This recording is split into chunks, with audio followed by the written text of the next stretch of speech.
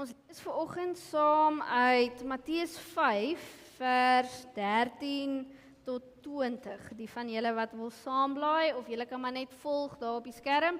Ek sien my prentjie van soutkorrels het heel gekrimp, maar daar's 'n prentjie van soutkorrels op my PowerPoint. Kom ons lees saam. Julle is die sout vir die aarde. Maar as die sout sy smaak verloor het, waarmee sal dit weer sout gemaak word? Dit deeg vir niks meer nie, behalwe om buite gegooi te word, sodat dit deur die mense vertrap kan word.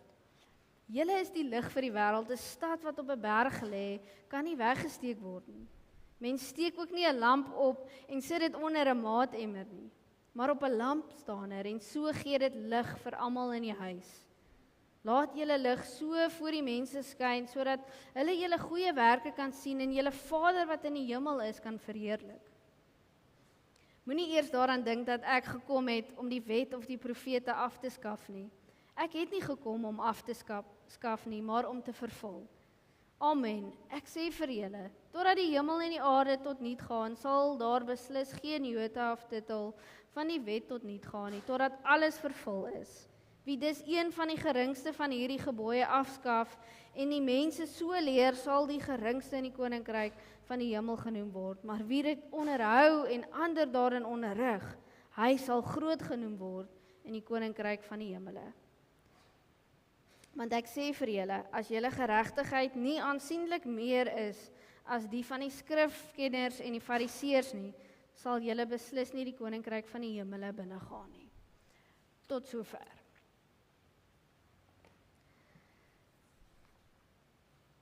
Ek weet nie of julle weet nie, maar sout is sekerlik een van die mees algemene produk in ons kombuis, nie waar nie?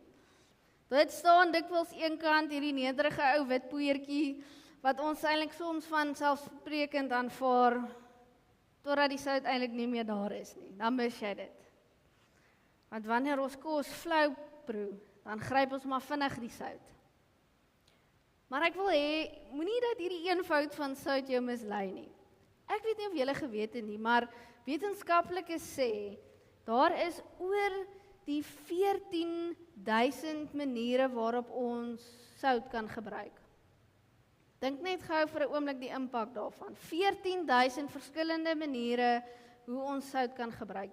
Sout is seker die mees veelsidige en noodsaaklike stof op aarde. Nou, ek het so 'n bietjie gaan kyk, wat is dit waarvoor ons eintlik sout gebruik? Die eerste een is natuurlik, in ons land het ons hierdie groot vate sout wat ons gebruik om daardie perfekte snitbiltong te maak. Nee, hier's 'n paar manne wat knik. Die sout preserveer en gee geur aan die biltong. Dalk het jy dit geweet, dalk nie, maar boere het blokke sout veral in droogte vir die vee uitgesit en dan lek hulle nou die sout en dan gee dit vir hulle die nodige minerale wat hulle nodig het, veral juis in daardie droogteseisoen. Dan natuurlik, as jy hospitaal toe gaan, kry jy 'n drip. Dis 'n gewone soutmengsel, net om weer beheer en balans in jou liggaam terug te gee. Sout word gebruik ook vir chemiese reaksies, om dit te beheer en te vertraag. So baie keer in ons medikasie het ons sout in, sodat sekere bestanddele nou nie te veel nie met mekaar praat nie en jy nie baie lekker voel nie. Ek het nou gehoor natuurlik, by Kisweg sê Tannie vir my, ons moet onthou, sout was ook gebruik om wonde skoon te maak, en sy het gesê, jou trane het ook sout in.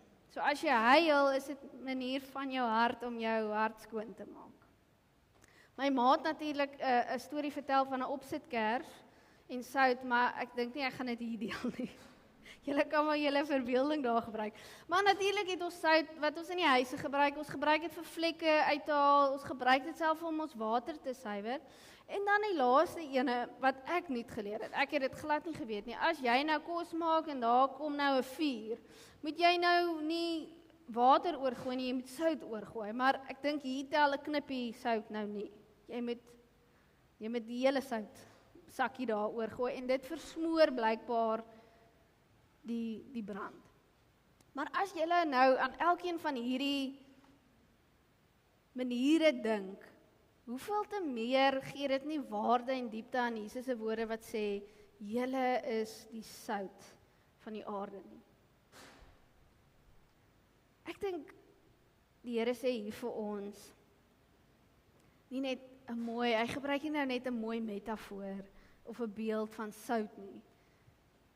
Die Here sê hier vir ons, jy is die sout, jy is die stabiliseerder, jy is die preserveermiddel van hierdie wêreld, jy is die smaakgewer van hierdie wêreld. Maar hy stop nie daar nie, hy voeg by, julle is ook die lig vir die wêreld. En dit is nie toevallig dat Jesus hier praat eers van sout en dan van lig nie. Want sout werk altyd van binne af. Jy sien nie hoe sout vleis preserveer nie. Dit gebeur stil en stadig en dit sout trek in, dit meng in, dit verander die binnekant. Maar lig aan die ander hand is iets wat jy skyn na buite toe. Dit is sigbaar, dit gee rigting. Dit kan nie lank weggesteek word nie. So as ons hier praat van sout en lig, sout het te doen met ons hart, met ons waardes, met ons motiewe, die keuses wat ons maak wanneer niemand kyk nie. Dit is ons sout. En die lig is juis ons dade, ons woorde, hoe ander vir God deur ons kan raak sien. So wanneer Jesus vir ons hier kom sê, julle is die sout, julle is die lig, dan nooi hy ons na 'n geloof wat van binne na buitentoe uitgeleef word. En dis nie hierdie innerlike vroom geloof en hierdie uiterlike blink geloof nie. Daar's soveel meer, dis van binne en vloei na buitentoe. En dit help ons om Jesus se beelde beter te verstaan vandag. Want dit het vir my eintlik hierdie teks heeltemal kom oopbreek. Die vuurtoring byvoorbeeld by Agulhas verander nie die storm nie. Dit wys vir mense dat daar rotse is. 'n Lig in die donkerte verander nie die donkerte nie, vat nie die nag weg nie, maar dit wys vir ons 'n pad. En dit is wat Jesus vir ons hier kom probeer wys, is dat ons lig verander die pad moet gee, dat ons sout, dit iets is wat binne ons moet gebeur. Dat dit iets is wat van binne af regtig hou, sodat ons die lig kan wees. Maar dan gee Jesus 'n waarskuwing. Hy sê sout wat sy smaak verloor is eintlik heeltemal nutteloos. En wetenskaplik kan mens nou sê, maar sout kan nie sy southeid of sout kan nie minder sout word nie. Maar in die Bybelse tyd was sout onsuiwer. Sout was gemeng met stof en grond. So wanneer die sout weggespoel het die grond oorgebly, hierdie wit poeierige goed wat lyk soos sout, maar dit het nie meer krag nie, dit is nie meer sout nie. En dit was net goed genoeg om op paaie te gooi sodat mense daarop trap. En hierdie beeld word gebruik vir ons as Christene, want ons as Christene loop presies dieselfde gevaar. Ons sout, ons waardes, ons motiewe, ons hart kan sy smaak verloor. Ons word soms so met die wêreld vermeng met die wêreld se waardes, se woede, se selfsug van die tyd, dat ons soms nie meer geur in ons lewe het nie. En die interessante ding van sout en van lig is, sout moet anders wees om sout te wees. Sout kan nie proe soos biltong nie, want dan is dit nie meer sout nie. Lig moet skyn vir dit om lig te wees. As jy 'n emmer oor 'n lig sit, dan ontken jy sy hele doel. En die gevaar lê vir my en jou daarin dat ons unieke smaak, ons unieke doel verloor. Ons kan ons waardes verloor, ons hart, ons motiewe. So ons moet vir onsself vra, wat is dit wat vir my geur gee in my lewe? En wat is hierdie resep wat ek kan gebruik sodat my geur kan behou? Wat is dit wat jou geur gee in jou lewe? Jesus kom antwoord eintlik vir ons op hierdie vraag, deur te praat oor die wet en oor die profete. Hy sê hy het nie gekom om af te skaf nie. Hy het nie gekom om die reëls weg te vat nie, maar om dit te vervul. Die wet, die woord is nie daar om ons lig te verdoof nie. Die wet en die woord is nie net klomp stel reëls en dinge wat ons moet doen nie. Die wet is daar juis om ons sout se smaak te bewaar. Die wet is daar om ons waardes, om ons hart aan te help en te bewaar. God se woord vorm ons van binne af.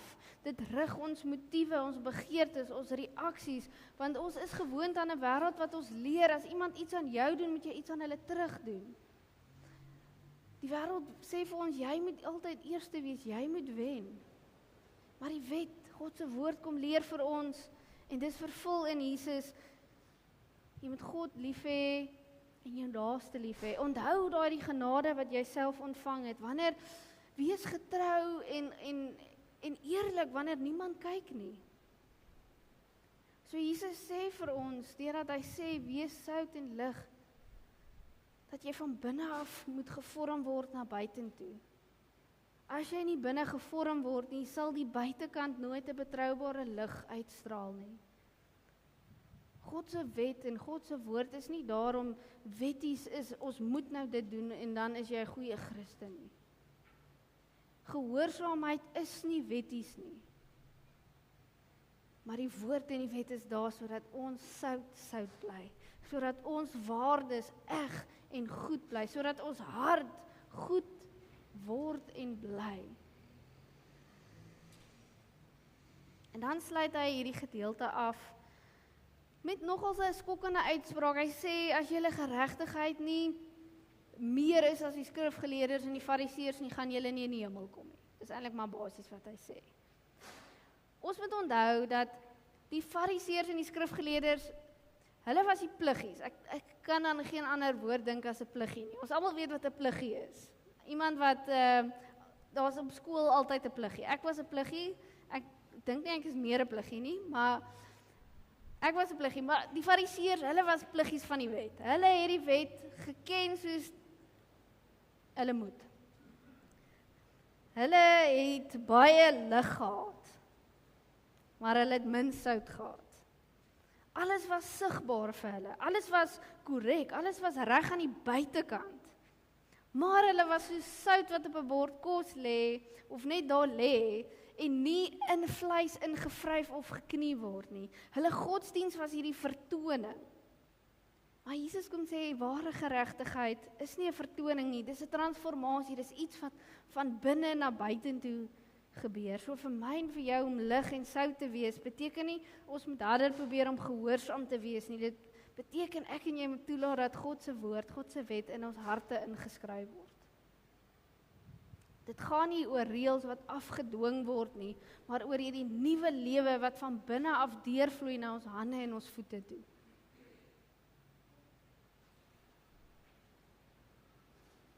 Jesus sê nie vandag, probeer harder om sout te wees nie, werk jouself dood totdat jy 'n lig is nie. Jesus sê hier, julle is die sout, julle is lig vir die wêreld. Dit is die identiteit wat ek en jy reeds het. En is reeds aan ons gegee deur sy genade. Ons is sout. Ons is lig.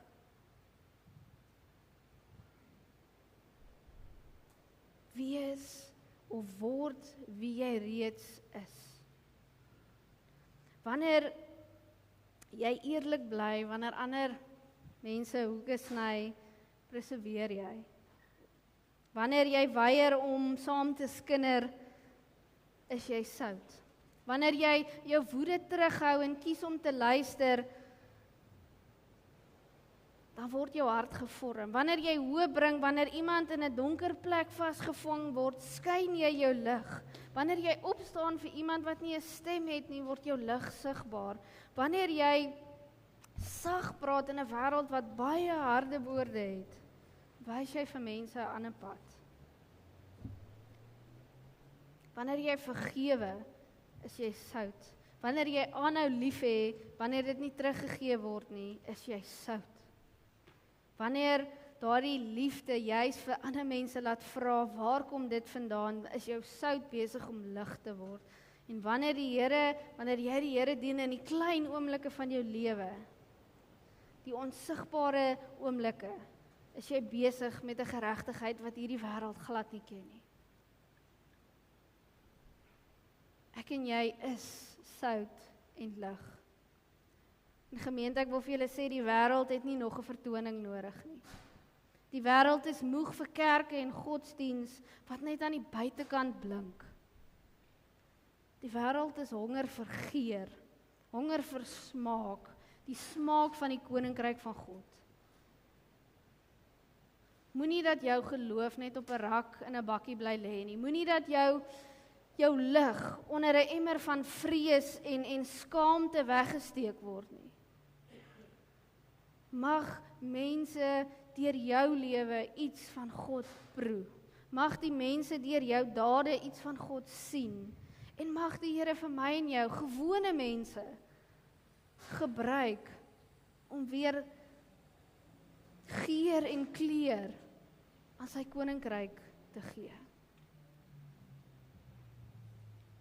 Vanoggend toe ek sit en voorberei, toe besef ek dink ek wil hê ons moet 'n oomblik neem. Julle het nou die preek gehoor, en voor ons nou weer uitgaan en dalk gou vinnig weer besig raak, wil ek hê ons moet 'n oomblik neem waar ons net vir onsself afvra. Dis jy en God nou. En net vir jouself afvra, wat is dit wat my geur bepaal? Wat bepaal jou waardes? Jou binneste? En dan wil ek hê jy moet dit vir die Here gee. En vra vir die Here hoe hy jou kan help om te word wie jy reeds is. Sout en lig. So gebruik hierdie tyd. Sterna gaan vir ons ietsie speel, agtergrondmusiek, en ek nooi jou uit, praat met die Here. Wat bepaal jou geur?